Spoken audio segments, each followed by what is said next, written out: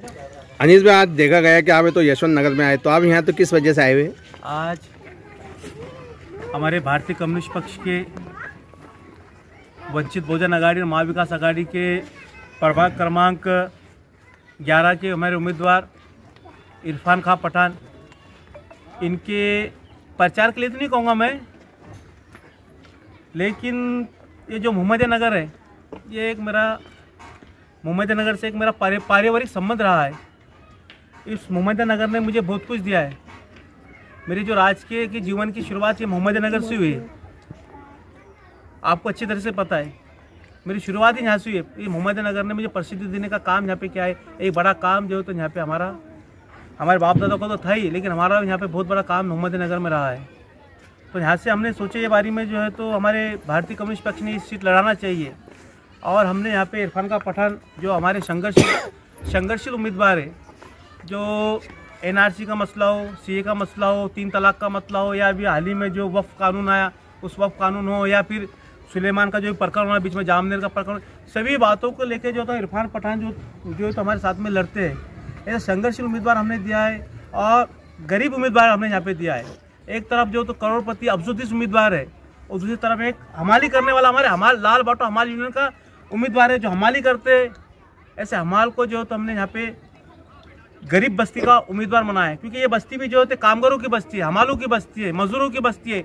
और अभी तक का जो भी ये बस्ती से चुन के गया मोहम्मदिया नगर से 30 या 35 साल में, इन गरीब लोगों को उन्होंने वोट लिया, कुछ लालच दे के वोट लिया, और यहाँ पे बाद में 5 साल इनके तरफ देखने का काम भी जो तो नगर सेवक ने नहीं किया।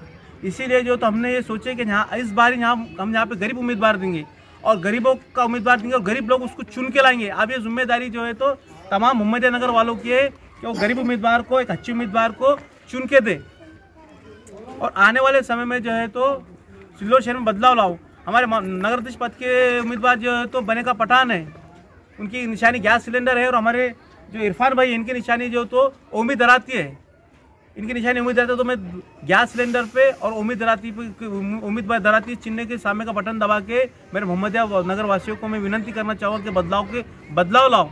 अब बदलाव जो तो आना चाहिए, क्योंकि एक ही हाथी सत्ता, एक इंसान के हाथ में सत्ता हमने 25 से 30 साल से दे रखी है। उसके अंदर सत्ता का जो है सत्ता की जो मस्ती बोलते, सत्ता की मस्ती जो तो सामने वाले में जो तो सत्ता की मस्ती आ गई है, हुक्मशाही आ गई है, और हुक्मशाही को खत्म करने के लिए।